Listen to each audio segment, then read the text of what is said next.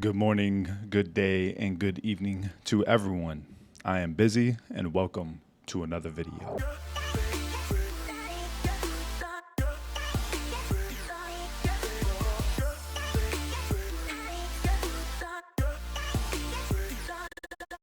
right, thank you for joining me. So today we're going to get into something a little more controversial in regards to that. It's going to be the good, the bad, and the balance of gaming. And essentially, the good is defined by benefits,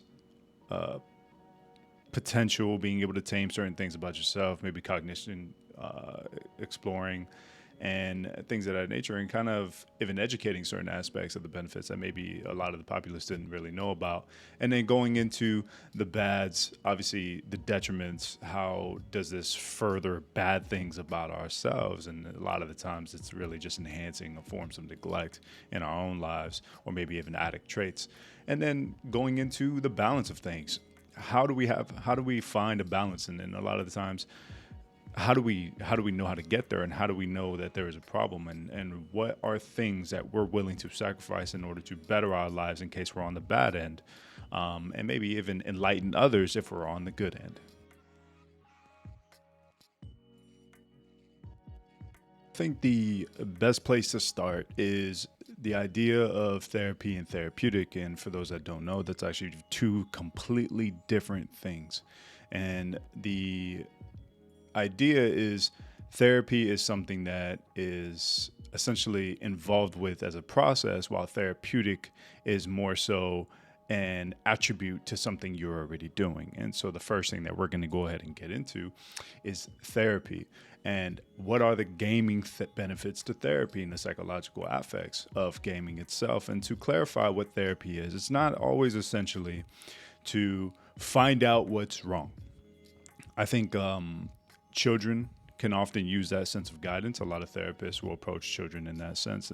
And for anyone that genuinely thinks that that's what it's like for adults, you honestly couldn't be more wrong. And essentially that it's not identifying what's wrong. I think identifying what's wrong for your day-to-day stressors and lively stressors and traumas you may face. I think it's obvious what's wrong, but that's not what therapy is really driven for. It's not necessarily the what, it's the how.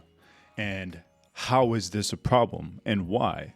Why is this a problem that you're holding on to? Why are you gripping with every manner you're being towards this problem? What values are being triggered, and things of that nature? And so therapy has a way through many, many different therapeutic skills and forms to kind of identify why these things are bad for you, or how these things are affecting you. And not only that's obviously identifying the problem, but in regards to the solution, it's also identifying how you can change certain cognitions or understand values of yourself to further understand why things are gripping you the way they are. And so by changing those things, or essentially reorienting those things, can you further understand what is actually happening to you? And by understanding that, can you move on into the sense of, this is what I can do about it now with this great understanding of this problem? Because like I said, if you have a trauma, that's a trauma. You know it's a trauma. You know it's bugging. You know it's a stressor, and you know it's a problem in your life. However, maybe identifying why it's a trauma and how it's developed over the years, as well as how to go about it in the future in regards to your cognitions, which is essentially how you feel about it, how you think about it, and things of that nature. So enter the therapist in regards to therapy as the person that's kind of guiding you through this process, because a lot of the times you may be able to orient yourself towards your issues and the problems as a whole, but helping you navigate down to the core. Because for a lot of people that don't understand, the reason why we act in certain ways is because those behaviors are linked to values that aren't always unveiled to us initially. And it takes a lot of understanding to be able to gauge why you do things, why you feel certain ways, why things trigger, why things happen. And through understanding ourselves, which is essentially mastering ourselves, and to kind of gauge who should have therapy, who shouldn't. I mean, if you feel like you are a master of self and you can control yourself in any environment, no matter what, then okay, you have achieved mastery and you can enlighten others. However, if you feel like you're not there, there's nothing wrong with gauging that other perspective. And it doesn't have to be a therapist. It could just be someone in your life that understands you and can help guide these same processes. Neither here nor there. It's just a matter of setting that standard of therapy and therapists, as well as how this is applied to gaming. Now, there's actually many different forms, like I previously stated. However, moving forward, there's actually someone in particular that kind of spearheaded this concept. His name was Dr. Francesco Bocci, and he was a doctor of psychology in Italy, and he actually used and branded something called video game therapy with a few of his colleagues and other great minds to kind of gauge this concept of a digital platform as a tool for therapy, and that was through like I said before in my first video, exposure therapy as well as cognitive behavioral therapy. And the way that's kind of gauged is essentially through cognitive training, promoting emotional literacy. And what essentially that means is being able to understand where your shortcomings are, where your inferiority complexes are, and then establishing gaming in those aspects and in those environments that enhance those concepts, while the therapist acts as the mediator to kind of dive in with you and be able to explore those concepts with you, and then help you label these things accurately and efficiently, so that way, you know what, hey, this is transferable. I was so scared in my normal life, and here's this thing that I am further exploring and I am continuing to do. And by having that therapist or that guide there to kind of essentially help you through it, you're able to gauge a new sense of self, and obviously that allows for new thought processes, new things in general. Another one is neuropsychological improvement, and what that is gaining spatial awareness and being able to be more reactive in nature. For anyone that doesn't know, there's a lot of forms of gaming that assist in the aging of the minds. And what essentially that means is, like, there's obviously brain degradation that happens in late ages, and by gaming you can actually assist in those effects, because your brain is being triggered by all these things and the aspects of gaming, and by being involved with many different forms. Obviously it just depends on what you're doing, but all those constant spatial awareness and those reactive components, and increasing your visuospatial skills and spatial cognitions through gaming, can you actually continue to refine that blade, so to speak. And lastly, it's going to be a lot of exposure therapy for anyone that has phobias or is concerned with, crowded areas and things of that aspect. By being in video games that constantly expose those things, especially when it's linked to therapy, and that guide can use virtual reality or augmented reality to further explore those fears by having constant exposure. It's a sense of desensitization, and essentially what that means is by a continuous sense of exposure in a safe environment. Because you remember, like, if it's VR, you're just in an office with that therapist or that guide, or it doesn't even have to be. It can be with your significant other. It doesn't matter. It can be with a friend. It can be with your kids. It can be with whoever.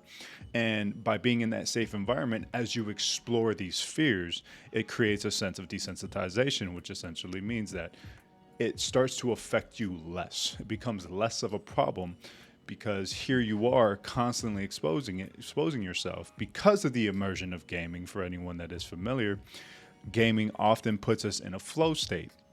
And what a flow state is essentially just immersion itself, right? We're tuned in, we're in the zone, we're at our optimal form of performance in regards to our cognitions and to our focus of what we're doing. And that happens a lot in gaming. For anyone that knows, like, hey, you're in this challenge, you know damn well that you ain't thinking about anything else. You're not hardly even aware of what's going on around you, and you don't even realize how tuned in you are. And a lot of people that play in the computer games, maybe you just sat up, right? You're in this great posture, and you're going into the zone, and a lot of that has a lot to do with that kind of aspects. And by being in this flow, it really it really establishes that immersion. Immersion leaks into a general sense of belief that we are in these situations, and you can kind of see how that goes into exposure therapy quite a bit, as well as the other forms of therapy. And another thing, for anyone that didn't know, in June 2020, the FDA approved video games as the first medical digital treatment like that. And that wasn't, obviously not too long ago. And you can kind of gauge how that has evolved, and how someone like Dr. Bocci decided to further push that concept and show that, hey, these are successes, because he did implement a lot of research that furthered this ideal. It really improved this ideal. And there's actually one case in general, is a young boy named Luca. And this boy, however, he didn't want to elaborate on the traumas that he faced from his very, very abusive father. He never really wanted to talk about it. However, through forms of gaming and having Dr. Bocci as his guide in these therapeutic sessions, in these therapy sessions, he was constantly faced with the tyrant of the game. And essentially what that meant to Luca was, here's my father, and I'm going to constantly defeat my father. Now, obviously, this is a bit of an anxiety-inducing effect, but by constantly making choices in the game, was Dr. Bocci able to figure out what aspects about his father and how much Luca would like to face his father if he could, and having those connections, and then being able to explain that to Luca on the back end by obviously introspective questions, and like, what do you think about this, and how that make you feel, and how did it feel to conquer that tyrant, and how did it feel to conquer that monster in that game, that last boss, so to speak, and how did that feel to the boy, because obviously this boy, due to that immense sense of abuse, didn't really establish any sense of self-confidence in his place in the world.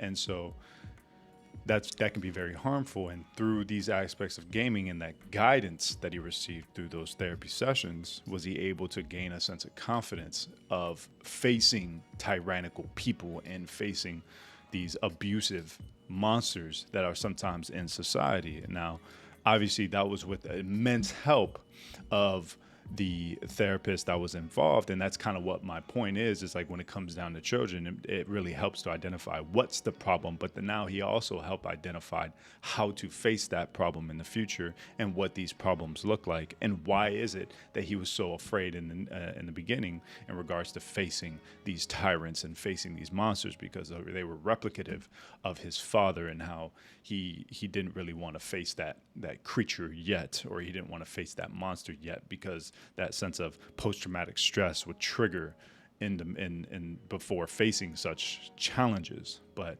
obviously, that's where these safe environments come into play yet again, and we access those flow states, allowing us to immerse ourselves, making it feel like a very, very real environment, even though it is all digital and virtual.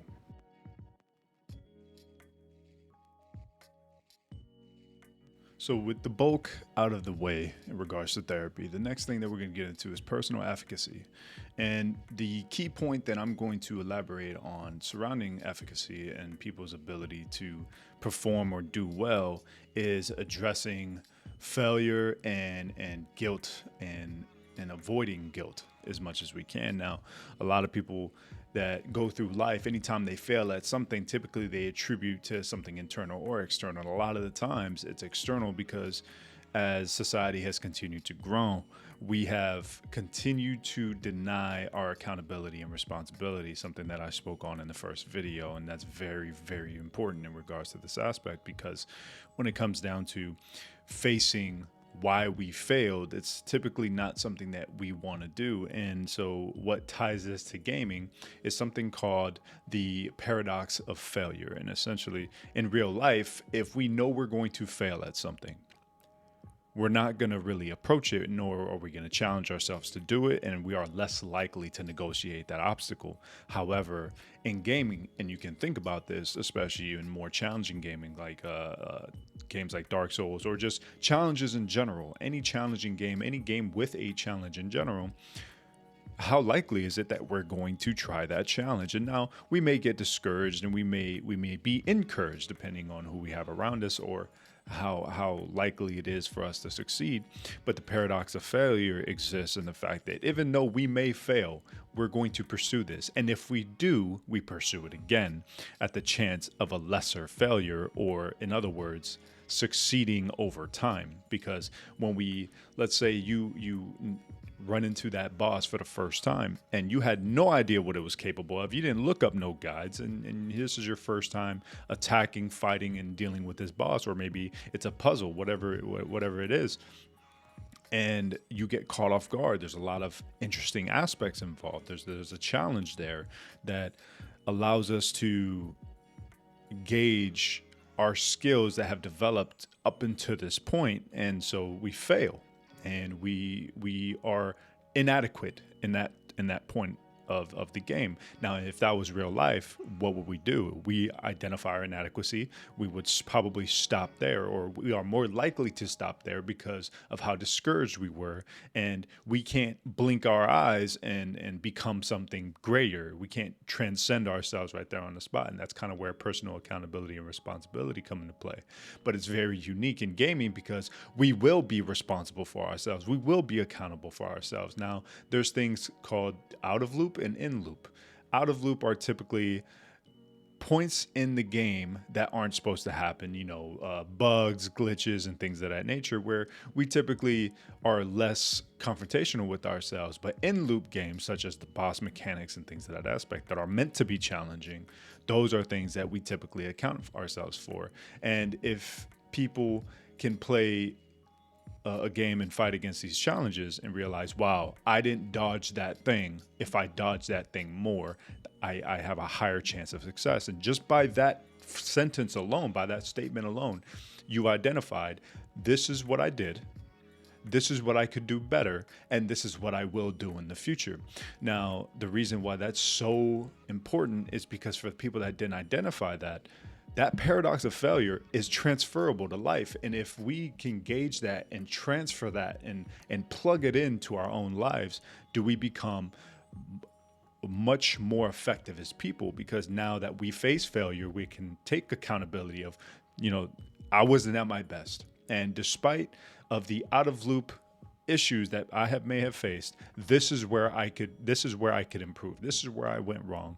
And this is what I will do in the future, and I will fail less. It will be a lesser failure because I went farther along this route, and I was able to gauge this issue, this obstacle, this adversity in my life, and here I am facing it again, and I did better.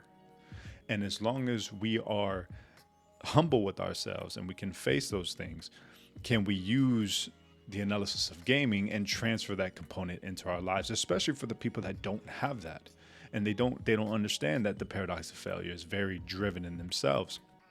Because by facing adversity here, and maybe we run from adversity in reality, there's a high probability that we can gauge that and apply that in our personal lives. And then that just essentially answers the question of transferable problem solving skills for people that think like, well, nothing in video games is transferable. Well, I guess that's a matter of perspective and how much willing you are to place your value.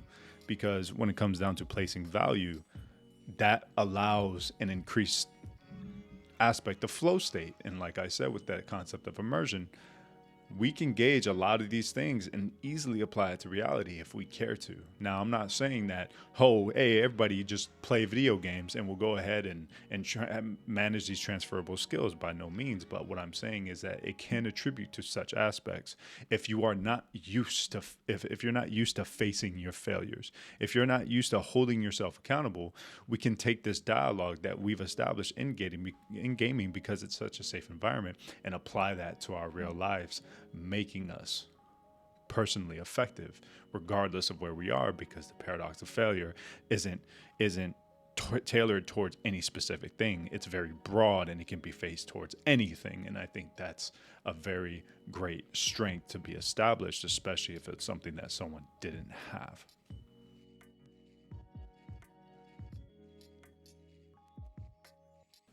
Going into the sense of community, and in those communities that we can establish, especially elaborated on my first video talking about Twitch, Kick, YouTube, and other streaming platforms or other content creators that kind of put stuff out.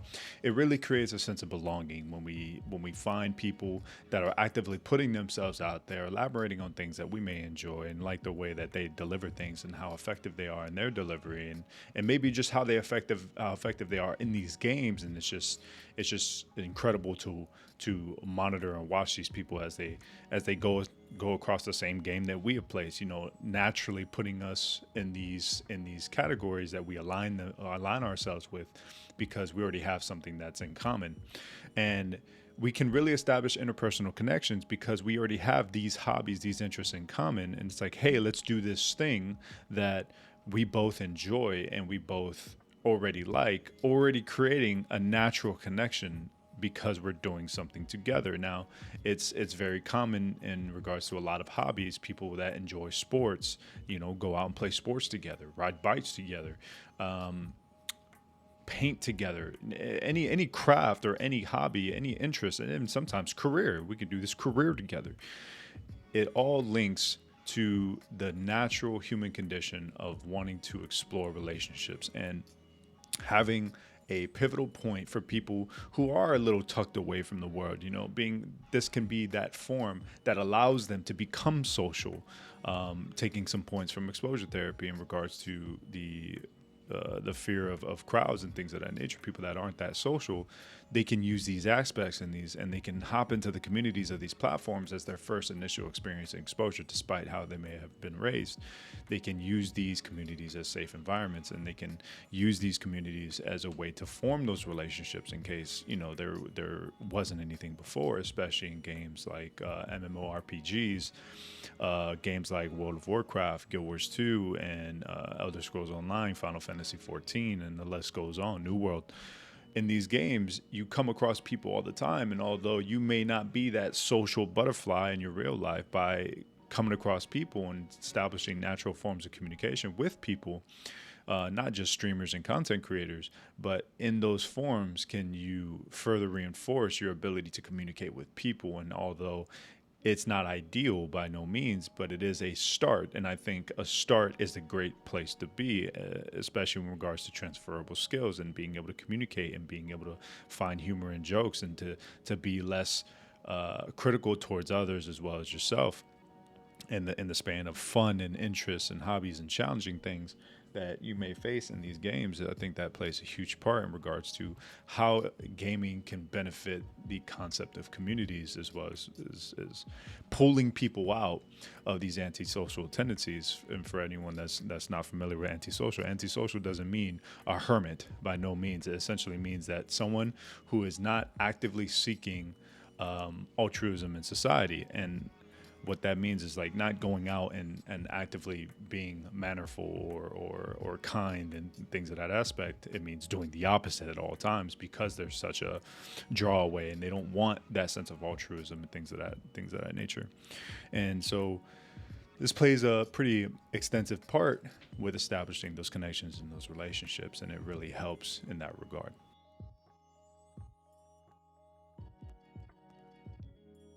So getting into some obviously the adverse effects of gaming, and the biggest hitter here is definitely addiction or behavioral addiction in regards to gaming. In other words, allowing this to be a thing that has so much value, an immense value, that you are choosing this over your responsibilities and choosing this over other aspects of your life that tend to be more pro-social and tend to be more beneficial in your life. And so this thing has become more of a destructive habit than a good balance, which I'll get into later. But what addictiveness in gaming can lead to, it can lead to many, many different disorders. It can lead to ADHD, it can lead to depression, it can lead to sleeplessness, it can lead to detriments in your life and a lower quality of life, as proven in many different forms of research for people that did end up going down that hole of, this is the only thing in my life that is good and I'm going to stick to it, which naturally causes a sense of disconnection from reality. In those disconnections from reality, we tend to think that here I am strong, out there I am weak, and I'd rather be strong than weak. And so the concept of transferring anything, especially in regards to the paradox of failure, as previously mentioned, doesn't really apply, or at least it doesn't appeal. Because that means that we need to do things that we can't just digitally do in order to solve it. And obviously, you can see how that can kind of become a massive detriment to our lives and our inability to pursue those engagements. And that in itself can obviously lead to a lot of bad things. And it can also lead to fostering a sense of isolation, because if we don't need to leave at all, maybe we'll start to have serious issues in which we stop going to work, we stop doing these things, we stop taking care of literally everything in general, we start eating less, because we put such a priority on something that we're now addicted to, that it can lead to very severe side effects in regards to this being our addiction. And people that don't think it's possible, I beg to differ. And there's a lot of research out there that proves the difference, that this did lead to many different affective disorders that did not help by any means to the person. And there's different concept as well, that in regards to veterans, that it actually lowered their quality of life whenever they addressed gaming as a PTSD consideration or treatment.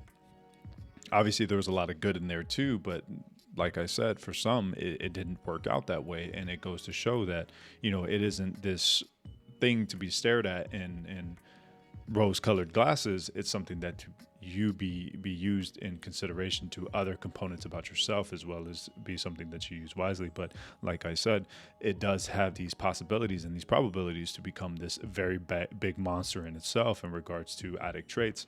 And this can obviously be very maladaptive in your life, and it does not get better from here if you allow it to be this monster in your life.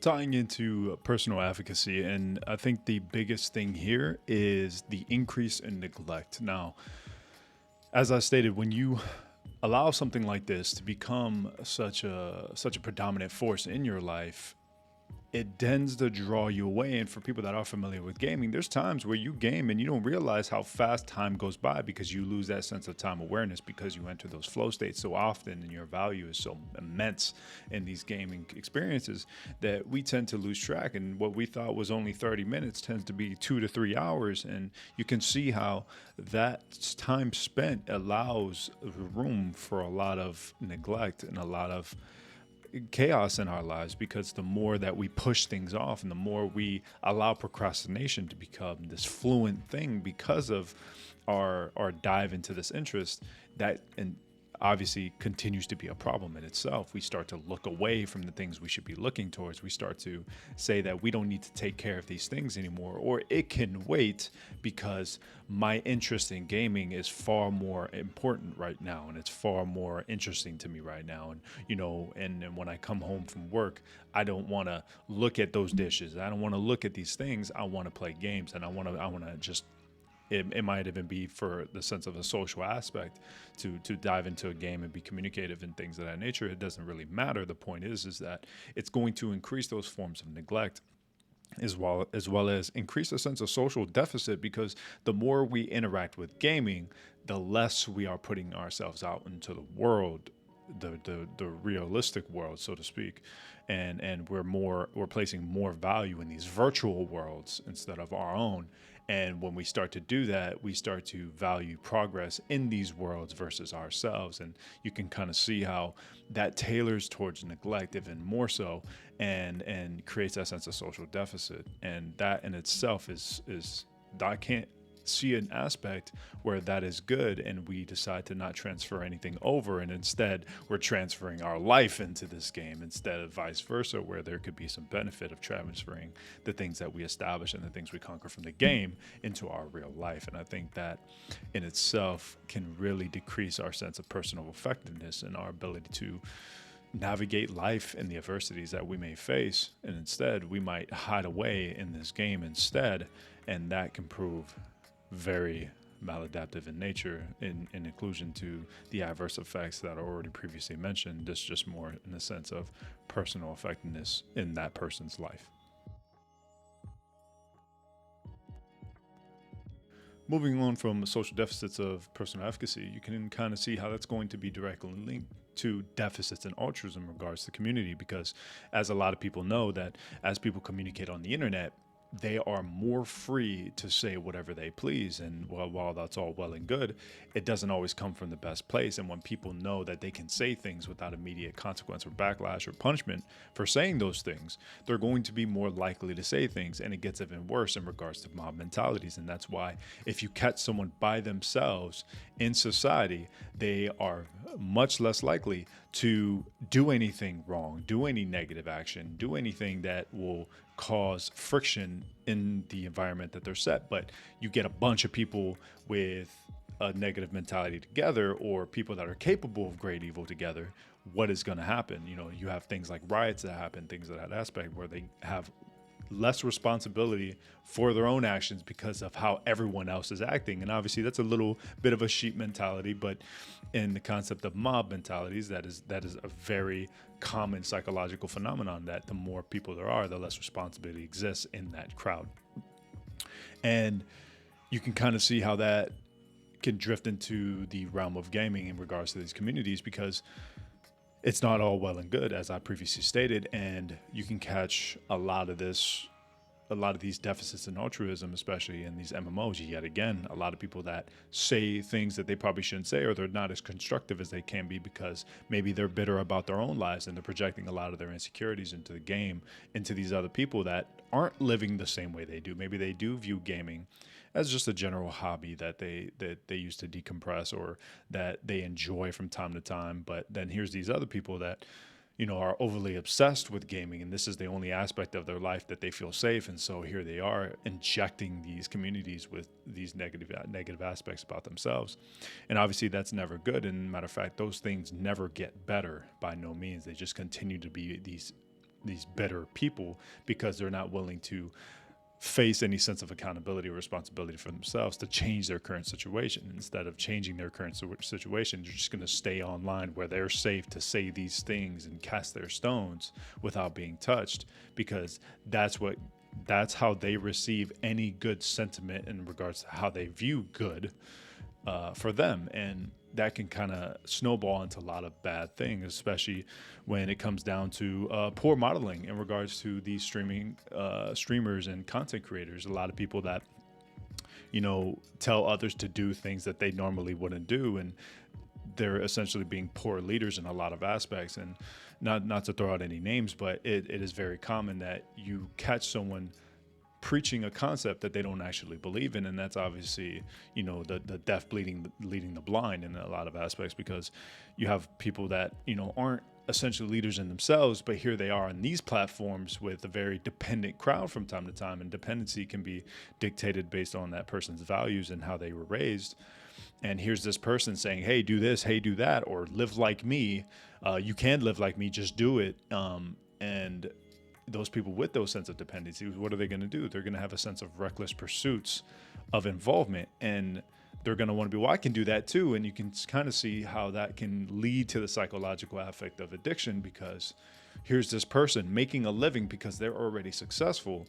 And then here's this other person saying, I can game all day too, and eventually something will happen. But that doesn't happen for everybody. And these streamers are essentially, and these content creators are essentially the 1% of the population that struck gold or had a cadence.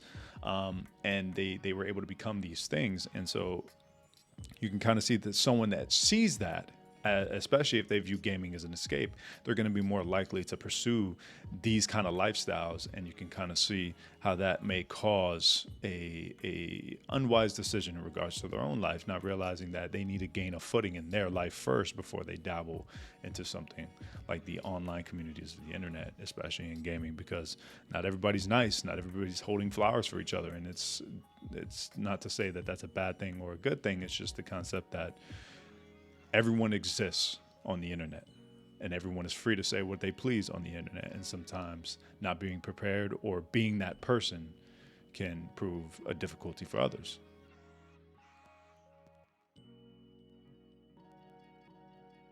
So, leading into the balance of things and kind of my recommendations in regards to people that may be on the good side, people that may be on the bad side. I think that starting off, if you're on the good side, then perhaps you have a responsibility to help and enlighten and empower the people that are on the bad side, and maybe being that guide for the person that can see the external and internal for the person that they may care for that's going through these things, whether you're a friend, a sibling, or a parent, father or mother that sees their child going through it.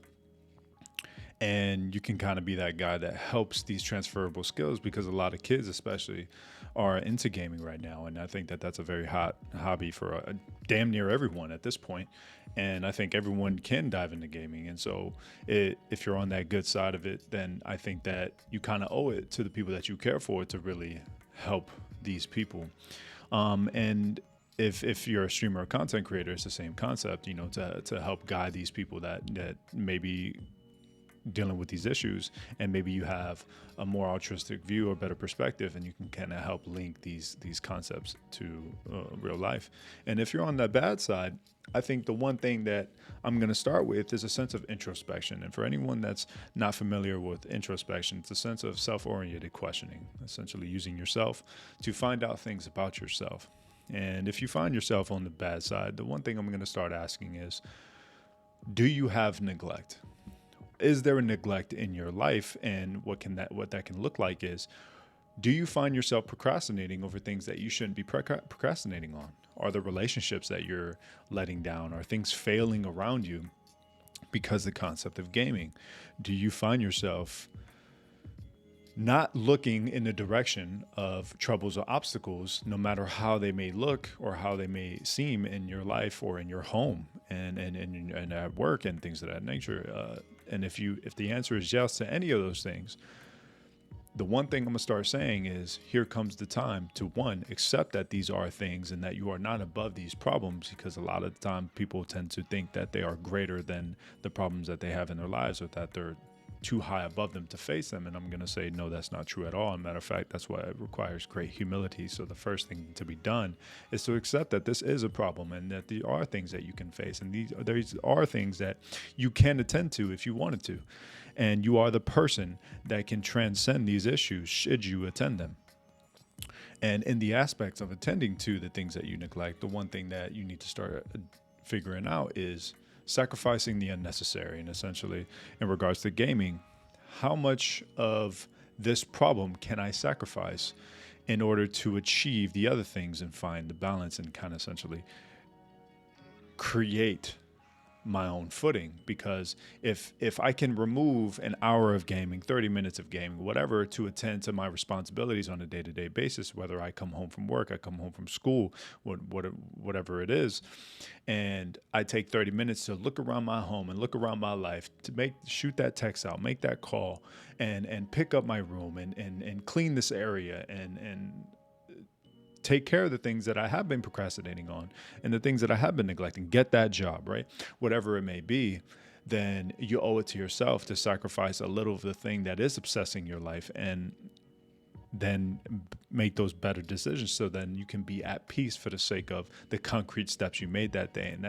And that is to be said that these are decisions that you need to make on a recurring basis. This is an everyday thing. And although you can't brag about the fact that you made this change, and that you did text your mom, or you did text your significant other, or that you did clean the dishes, that's nothing to celebrate. But the fact is that you working towards a greater sense of control for yourself is worth celebrating. And although the day-to-day may not be great, it is the long-term that is great. And I think by being able to establish a balance, like to say that, hey, I was in a dark place and I took stock of myself and I realized that this was a problem, and I did change things about myself, and I did prioritize, and it became much easier. My life is much better.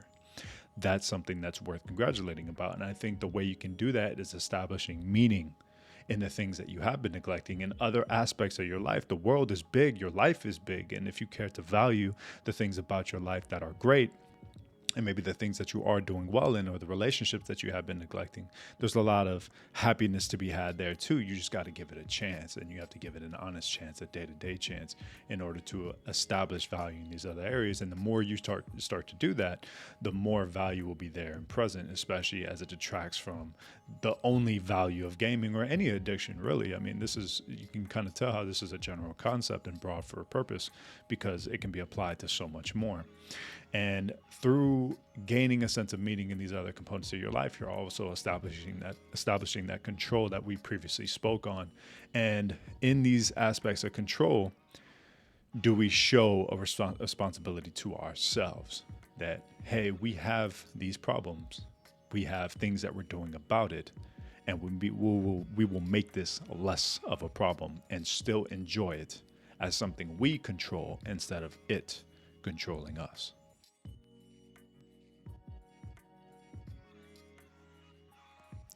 Thank you for everyone that stuck with me so far. Here's the Q&A portion where I go over anything in the comment section that is philosophical in nature, and also go ahead and pose a question to myself. And obviously the first question that I'm going to go over is obviously by Elijah44, who states, what are your thoughts on VR and the impact it will have on gaming as a whole? And I think that's a great question, considering that VR causes more appeal, and with more appeal, can we measure that in a sense of more attendance and more use of such an item? And with more use comes more immersion. Can VR be used in augmented reality? Better versions of it be used for therapy? Absolutely. I think that there's a great sense of opportunity there and potential for a lot of therapeutic capability. However, I do see with the more use of things and it being easier to use, it kind of creates an environment that also increases the chance of addictiveness, and with more immersion tends to be more interest and more flow state access that can be maladaptive and can go down a bit of a drain. That's just obviously the black and white of it. However, I think that there can be a nice balance between the two, especially considering the points brought together in this video and the things that were previously stated. Moving into another question that is posed by me in regards to myself is what is love? And for anyone that thinks that I'm going to say, baby, don't hurt me as the next line, I'm sorry to disappoint you, but that's actually not the direction at all. And what is love is a genuine concept that is asked by a lot of people. And it's another intimidating question. And I'm going to do my best to answer it from my point of view and perspective. The way I define love is that it's not a feeling at all. It is a conscious effort towards a significant person in your life that you deemed significant. Now, the reason why it's not a feeling in the way that I view it as not a feeling is because feelings are very inconsistent. They're very conditional. When you feel happiness, it is a spiked sense of feeling based off neurotransmission that happens in your body, obviously a biological component. And you're not walking around the world still feeling this intense sense of joy and excitement. You're not. And it goes away because life continues. And to state that love is a feeling is to say that you only feel love towards that person sometimes. And that concept is obviously where you can see that it can't really be defined as a feeling if it is viewed as a conscious effort. And so the way I view love is more of a choice and more of an active choice that you have to make every day towards the person that you're choosing to display that with. And in the sense of conscious effort means that you prioritize them in some way, shape, or form in your life in regards to your priorities. And what that can look like is you don't give them any excuses. If something decided to become more of a priority, then you allowed them to fall on your list of priorities. And that kind of triggers and goes against the concept of a conscious effort. And you may be affectionate, you may be interested, you may be passionate, and all those things are feelings. They come and go. As you know, you're not going to be 100% affectionate towards the significant other. You're not going to be 100% happy with the significant other. You're not going to be 100% frustrated, angry, fearful, nervous. It is not always going to be a consistent feeling. As a matter of fact, it's a bundle of feelings that can be aimed at a certain person, because love is also constituted by the amount of trust that you can give a person, and you are trusting them with the power to have a sense of say about your well-being. And that doesn't mean that they control you, not by any means. What that essentially means is that what they do matters more than anyone else in the world because you place that immense value in them.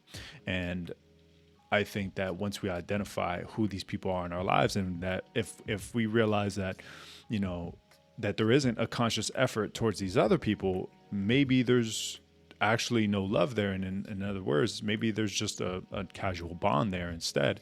And I think that that plays a huge part in regards to understanding who we love and who we don't, because there's always going to be that person that we prioritize over everyone. And it goes to show that maybe we love this person and maybe we like everybody else. It's just that they're not to the podium, so to speak, of this other person. They're not at the level of the pedestal that this person is. And that doesn't mean that you can only love one person. Obviously not. I think there's a categorical value to it. But when it comes down to the feeling as a whole, I don't believe love falls into that value. And I think that, like I said, it is a unconditional effort towards someone. Hence why even in bad times, even do bad feelings, let's say there's a bad argument and things of that nature, and things about my own relationship, that I'm going to negotiate that anger that I may feel in order to better the relationship, because I'm still in this conscious effort towards the relationship, even though I may be angry about an argument or I may be upset about something or sad, whatever, what have you. I'm still going to make that conscious effort to make things better. And I think that is a clear measure of love, that even in this bad time, I'm not waiting for the bad time to pass. I'm going to negotiate this obstacle in this bad time to make the situation better. Because even though I may feel this, I prioritize this. And that allows me to kind of get a better handle on the concept of love, at least in my life and the way that I view it. So that kind of concludes the Q&A piece. For anyone that agreed or disagreed, go ahead, comment below, but also comment below for any perspectives that you want to receive on the follow-on content. Not too sure if I'm going to do creative content or a playthrough of a game. Regardless, I'm going to have a Q&A piece at the end of that video, because that's kind of my trademark. And like I said, whether it's a debate or a unique perspective that you're seeking, I believe that everyone that comes humbly can receive something respectfully. And like I said, that's the trademark of the stuff. So I appreciate everyone that sat through the video. I understand it was bulky as hell, a lot of information, a lot of interesting takes, or at least I hope so. And if not, you can always speak on it or never see me again. To each their own. Like the video if you liked it, disliked it, or if you disliked it. And I also have a Patreon in the description below. All right, so that Patreon is for anyone that wants to further support the dream or the belief in regards to what I'm doing. I appreciate everything in its entirety, and I'll always give shout outs to anyone that becomes a Patreon. Going forward, it's going to be linked to a Discord, and that's where a lot of intimate conversations may take place, a lot of community building, obviously, in the future, if this does take off at all. I'm looking forward to any of the concepts, but can't say it enough. Thank you for watching the video, and I'll go ahead and see you next time.